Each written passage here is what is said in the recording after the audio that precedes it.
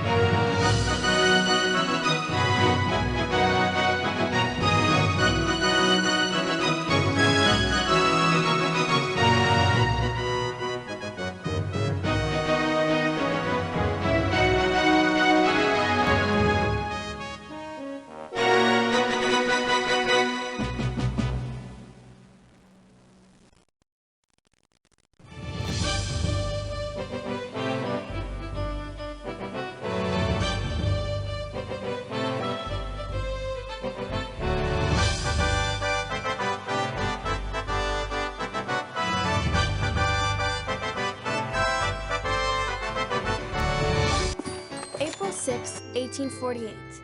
When Pa broke his leg and couldn't come back from Oregon to fetch us, Ma gathered us close and said it was her dream to join Pa in Oregon. She believed that we had the gumption to get there with the help of this man, Jed Friedman, that Pa was sending to guide us. Then, Ma died. Cassie, Parker, come on! We've got to find that mountain man Pa wrote us about. Jimmy, look out!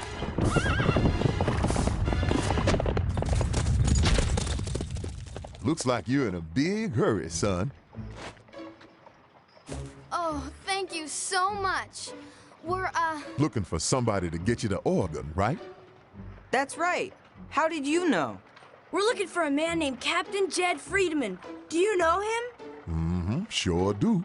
Do you work for him? That I do, son.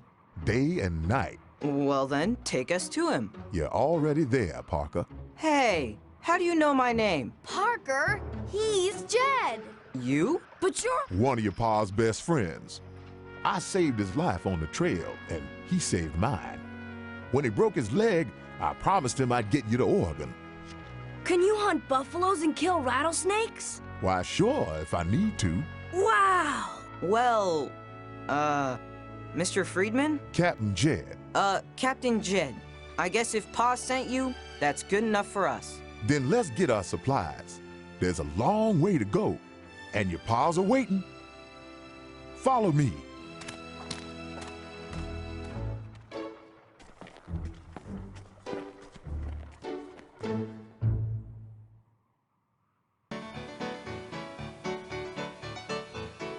The merchants here in town offer basic packages of supplies based on the size of one's...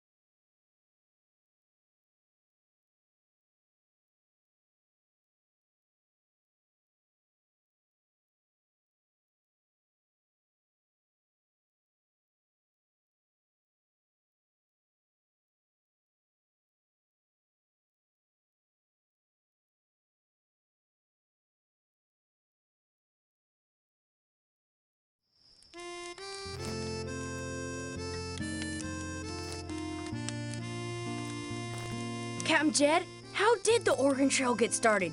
Were you the first one to go on it? No, Jimmy, I ain't quite that old. There was lots of folks before me. I guess it really started about 1821 with the Santa Fe Trail. That year, a red-headed Virginian named William Becknell started taking trade goods from Missouri to the town of Santa Fe. That's down south of here in Mexico territory, west of Texas.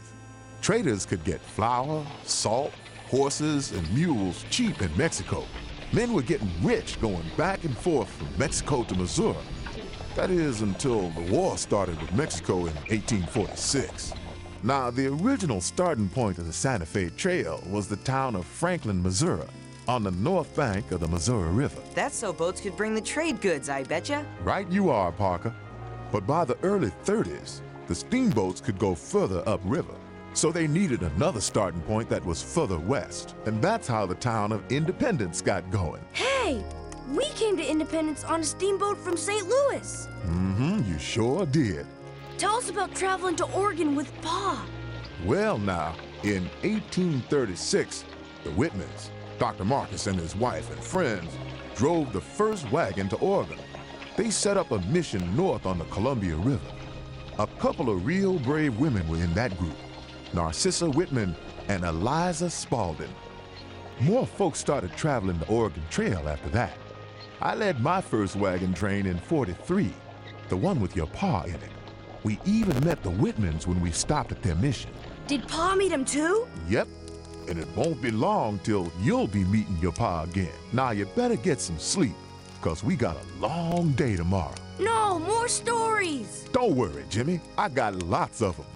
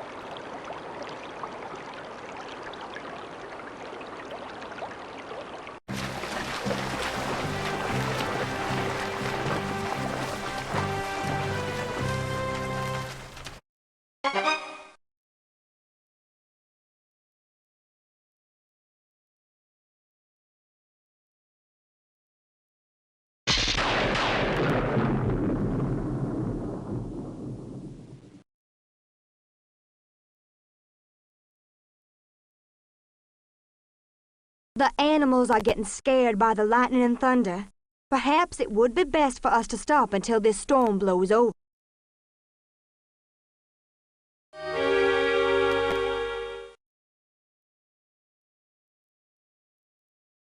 We had best find a doctor while most of us are still healthy.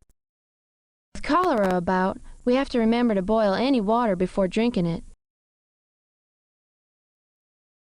Well, we're surely seeing the elephant now. I suppose the only thing we can do is rest and take care of ourselves before this thing gets out of hand.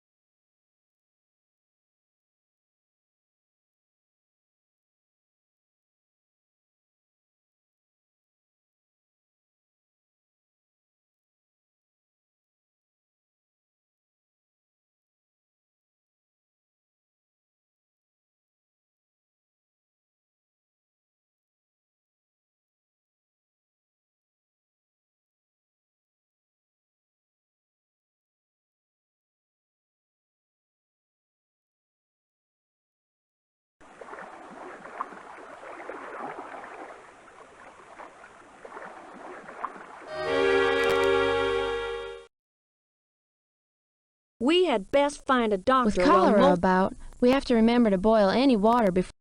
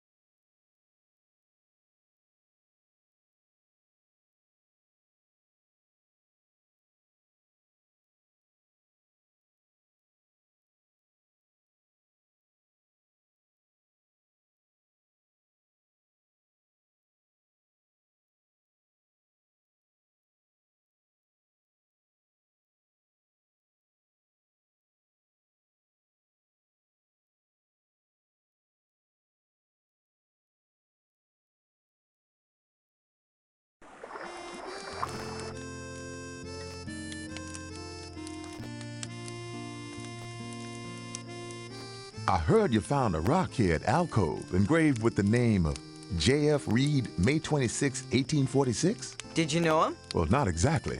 I heard of him, though. He and his family were heading to California with the Donner Party. They decided to take the Hastings cutoff and ended up in a heap of trouble. The Donner Party? I heard that name at the campfire last night. What happened? The way I heard it, the Donners and several other families left Independence in April 1846 with 20 wagons and near 100 folks. You should have seen one of their wagons, a double-decker with a side entrance. It had spring seats, a sheet iron stove, and a whole library of books. Some folks called it the Pioneer Palace. Rain and floods kept them an extra 5 days at the Big Blue. Then, when they got to Fort Bridger, instead of playing it safe and heading to Fort Hall, some of them took the Hastings cutoff. Why'd they do that? Hastings' guidebook claimed it would save them time in about 300 miles. But crossing the Wasatch Mountains was slow. Took 18 days to get 30 miles. Had to ditch that big old Pioneer Palace in the Salt Lake Desert.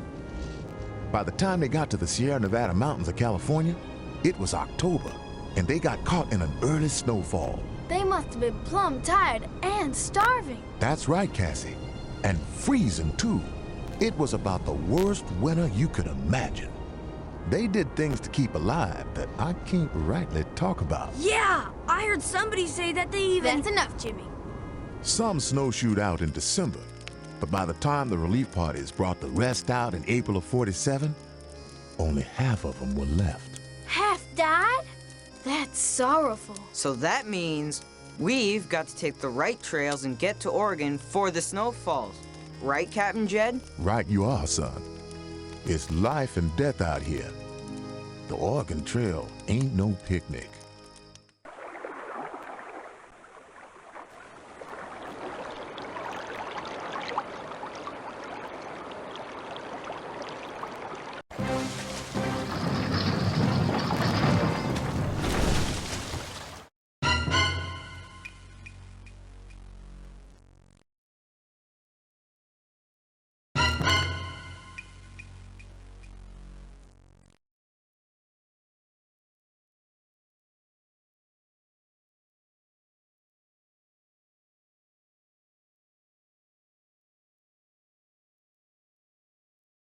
Which road do you reckon we ought to take? Maybe we ought to check our guidebooks.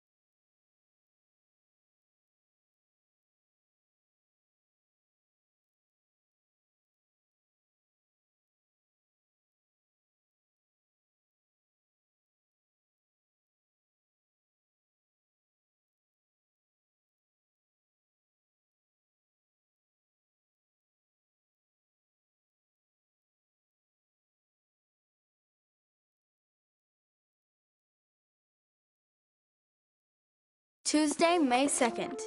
We passed through the Narrows today. The trail follows a very narrow path between the Little Blue River on the left and steep bluffs on the right. We'd circled the wagons and I was fixing supper when...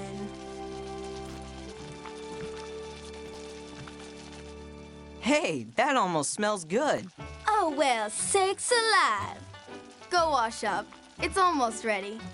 Where's Jimmy? Probably wandered off with the journal, drawing things like he always does. That Jimmy.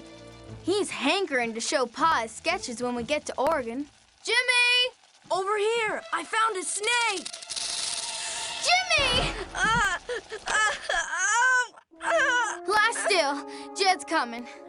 Cassie, it hurts! Hurry, no time to lose. Here, my belt. Tie it on, Parker. Not too tight now. What's he doing?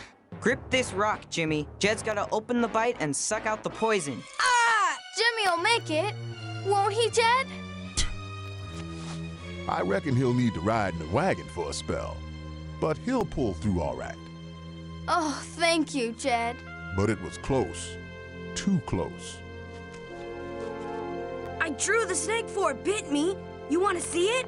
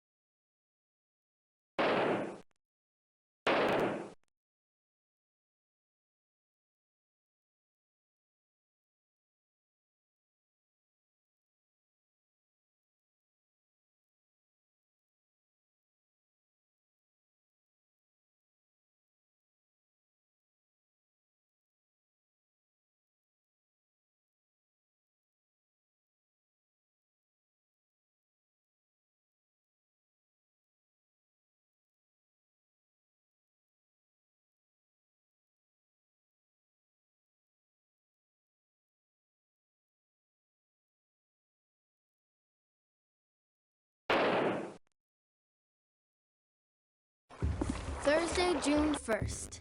Today, I saw my first Indian. Several braves rode into our camp to trade. I was scared at first, but Captain Jed said we'd be fine if we traded fairly with them. When they were done, Jimmy and I went walking along the river.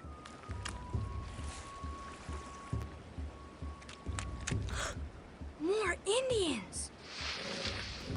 Jimmy, look! The baby! Get away! You did it, Cassie! You saved the baby!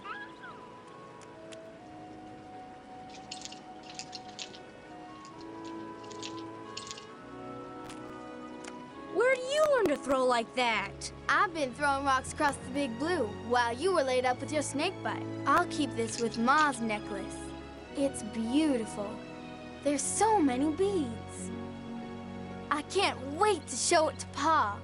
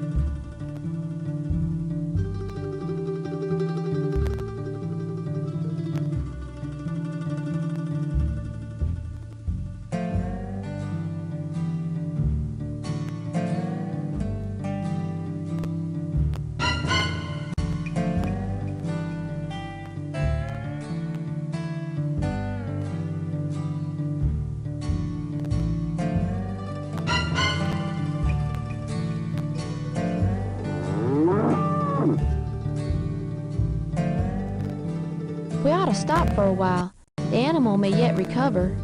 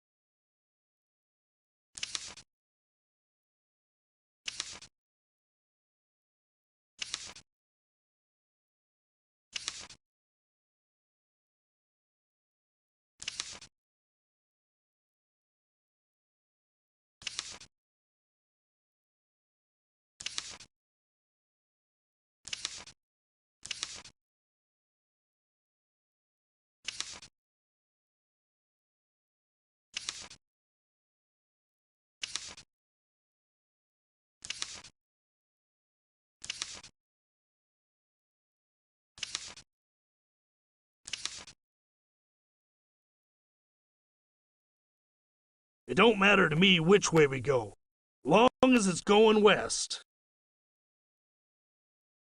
I suggest you look in the guidebook to determine the correct road. On the deep sands route, the sand is thick and heavy, and wagons can get bogged down in it. Why, I even hear it